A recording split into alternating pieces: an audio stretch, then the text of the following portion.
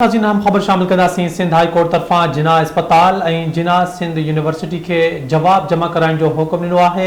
जिना अस्पताल सिंध हुकूमत हवाले करण ख़िलाफ़ दाख़िल दरख़्वास्त जी ॿुधणी थी।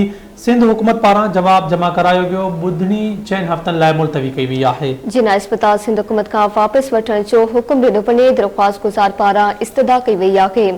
अवां खे ख़बर ॾिनी पिया सिंध हाई कोर्ट तरफ़ां जिना अस्पताल ऐं जिना सिंध यूनिवर्सिटी के जवाब जमा कराइण जो हुक्म ॾिनो वियो। जिना अस्पताल सिंध हुकूमत हवाले करण ख़िलाफ़ दाख़िल दरख़्वास्त जी ॿुधणी बाबति अवां खे आगाह कयूं पिया। सिंध हुकूमत पारां जवाब जमा करायो वियो। ॿुधणी 4 हफ़्तनि लाइ मुलतवी कई वई।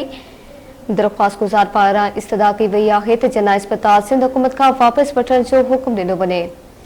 अहम ख़बर अवां सां शेयर कयूं पिया। सिंध हाई कोर्ट तरफ़ां जिना अस्पताल ऐं जिना सिंध यूनिवर्सिटी खे जवाब जमा कराइण जो हुक्म ॾिनो वियो आहे। जिना अस्पताल सिंध हुकूमत हवाले करण ख़िलाफ़ दाख़िल दरख़्वास्त जी ॿुधणी थी। सिंध हुकूमत पारां जवाब जमा करायो वियो। ॿुधणी 4 हफ़्तनि लाइ मुलतवी कई वई। जिना अस्पताल सिंध हुकूमत खां वापसि वठण जो हुक्म ॾिनो वञे। दरख़्वास्त गुज़ार जी इस्तदा।